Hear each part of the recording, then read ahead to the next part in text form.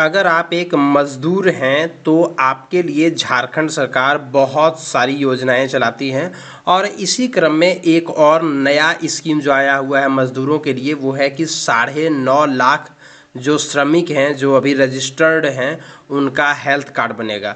अगर आप रजिस्टर्ड नहीं हैं तो आप रजिस्ट्रेशन करवा लीजिए क्योंकि आपका भी जो है वो हेल्थ कार्ड बनेगा।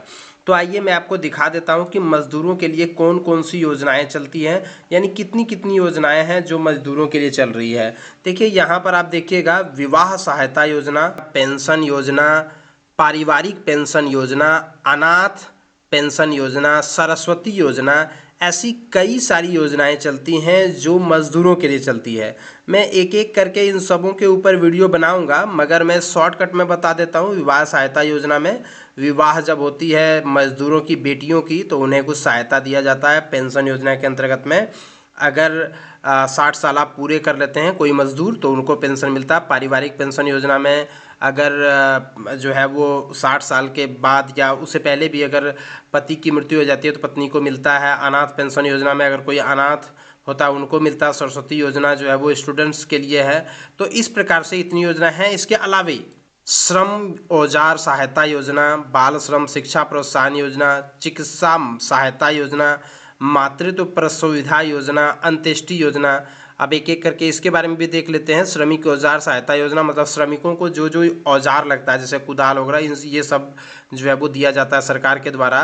बाल श्रम शिक्षा योजना प्रोत्साहन योजना के अंतर्गत में जितने भी बच्चे होते हैं मजदूरों के उनको शिक्षा के लिए प्रोत्साहन राशि दी जाती है। चिकित्सा सहायता योजना मतलब अगर किसी भी प्रकार से बीमारी यानी किसी स्थिति में जो है वो चिकित्सा सहायता दिया जाता है। फिर मातृत्व प्रसुविधा योजना यानी जो माँ जो है जब गर्भवती होती है मतलब तो उस समय जो है वो उसको लाभ दिया जाता है। अंत्येष्टि सहायता योजना मतलब मृत्यु होने पर जो है वो अंतिम संस्कार के लिए कुछ राशि जो है वो मदद सहायता के रूप में दी जाती है। तो इस प्रकार से ढेरों सारी योजनाएं हैं जो मजदूरों के लिए झारखंड में संचालित हो रही हैं। लेकिन अब जो है इन सभी योजनाओं का लाभ आप तभी ले सकेंगे जब आपके पास श्रम कार्ड होगा। श्रम कार्ड यानी मजदूरों का कार्ड जिसको लेबर कार्ड भी आप बोल सकते हैं। आपके पास लेबर कार्ड होगा तो नरेगा वाला एक कार्ड अलग है, नरेगा से जो जॉब कार्ड बनता है वो अलग है। आपको ये श्रम कार्ड एक अलग है जिसको बनाने के लिए आपको इसी वेबसाइट पर आना होगा श्रमाधान झारखंड.gov.in पर, और यहाँ पर आप लॉगिन वाले के ऊपर क्लिक करेंगे।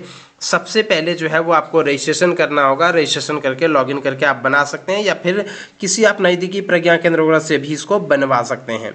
तो इस योजना के अंतर्गत में जो है वो निर्माण कार्य में लगे हुए मिस्त्री लेबर जो भी हैं इन सबों के लिए जो है वो ये योजना है। इस योजना के अंतर्गत में अब जो नई फैसिलिटी है वो ये कि अब इन लोगों का हेल्थ कार्ड बनेगा यानी इलाज के लिए कार्ड बनेगा।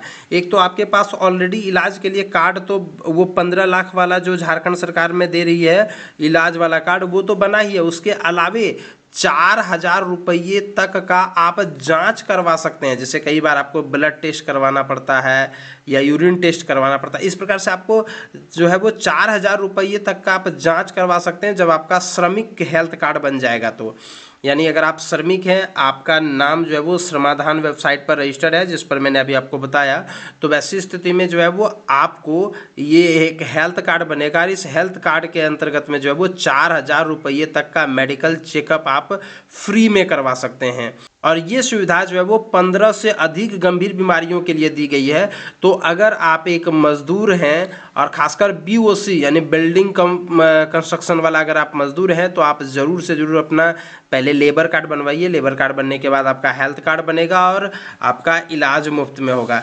इस पर मैं एक अलग से वीडियो लेकर के आऊँगा लेबर कार्ड के ऊपर, क्योंकि इसमें बहुत सारी योजनाएं हैं जिसके बारे में मुझे आपको बतानी है और आप इन सभी योजनाओं का लाभ भी उठा सकें। तो इसीलिए आप हमारे चैनल को सब्सक्राइब करके रखिए और ज़्यादा से ज़्यादा लोग तक शेयर कीजिए। धन्यवाद।